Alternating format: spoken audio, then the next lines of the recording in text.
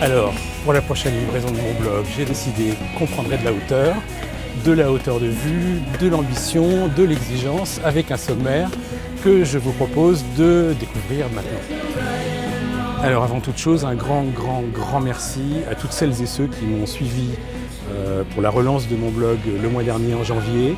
On a frôlé les 800 visites sur le blog nicolasfinier.net en seulement 15 jours. Et pour la petite vidéo où j'annonçais le sommaire de ce blog sur Facebook, on a dépassé les 1800 vues. Donc c'est vraiment exceptionnel, inespéré. Donc merci à tous. Alors en février, des vidéos bien sûr, une rencontre avec les auteurs coréens de Doggo, le webtoon phénomène qui est diffusé sur la plateforme de Litoon. Je réédite également mon entretien d'il y a quelques mois avec Alexandre Cléris, dessinateur qui vient d'être couronné par le prix Fnac pour L'été diabolique.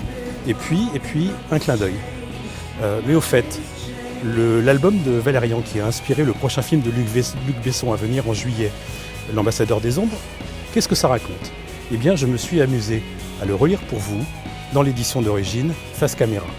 Alors, du côté des interviews, je vous propose, en forme d'hommage au grand Jiro Taniguchi qui vient de disparaître, de redécouvrir l'interview exclusive qu'il m'avait accordée il y a 20 ans pour le magazine à suivre en 1995. À ma connaissance, il s'agissait de la toute première fois où Jiro Taniguchi s'exprimait dans la presse française. Et puis j'y ai ajouté, pour qu'on se souvienne de lui, un texte inédit, quelques images, ainsi que le tout dernier entretien que j'ai réalisé avec lui à l'automne 2014 à Tokyo, à l'occasion de la sortie de son album en français. Elle s'appelait Tomoji, aux éditions Rue de Sèvres.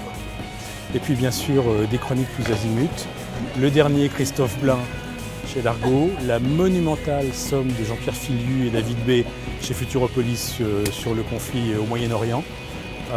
Un album qu'il faut absolument découvrir d'un jeune auteur, un album de SF qui s'appelle Shangri-La, Mathieu Bablé.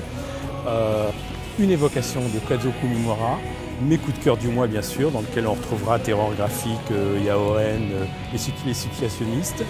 Et puis j'ai même ajouté un best-of de mon top 10 des meilleurs albums parus au fil de l'année 2016.